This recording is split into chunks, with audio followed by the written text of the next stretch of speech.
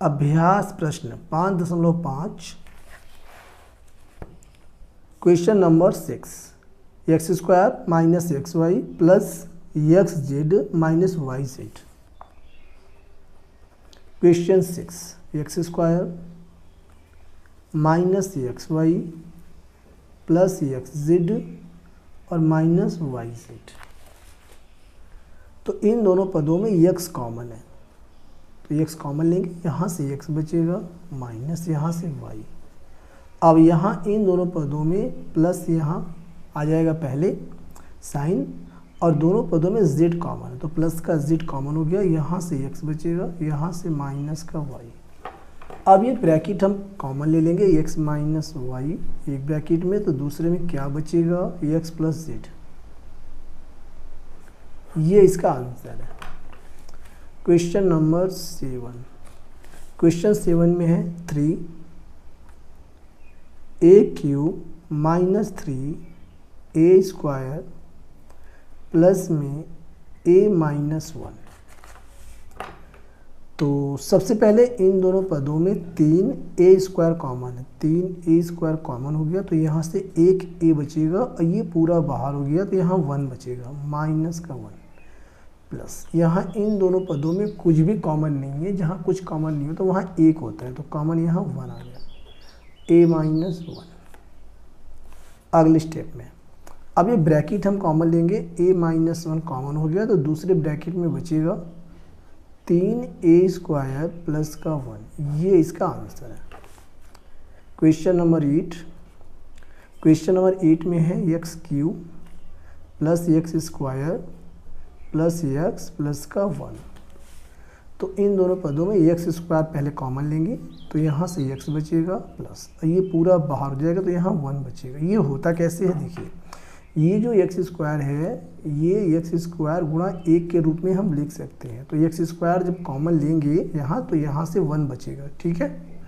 इसी प्रकार इसमें कॉमन क्या है, प्लस का 1 है, ये एक्स गुणा 1 के रूप में है, ये 1 गुणा 1 के रूप में होता है, ठीक है।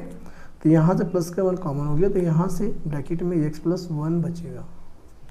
अगले स्टेप में x प्लस 1 हम कॉमन लेंगे, तो अगले ब्रैकेट में बचेगा एक्स स्क्वायर प्लस 1। ये इसका आंसर है। Question number 9। क्वेश्चन नंबर 9 में है mx minus 2 my minus nx और प्लस का 2 ny। अब यहाँ देखते हैं क्या कॉमन है। तो सबसे पहले इन दोनों पदों में m यहाँ पे कॉमन दिख रहा है, m कॉमन हो गया, तो यहाँ से क्या बचेगा, यहाँ से x बचेगा और माइनस का 2y।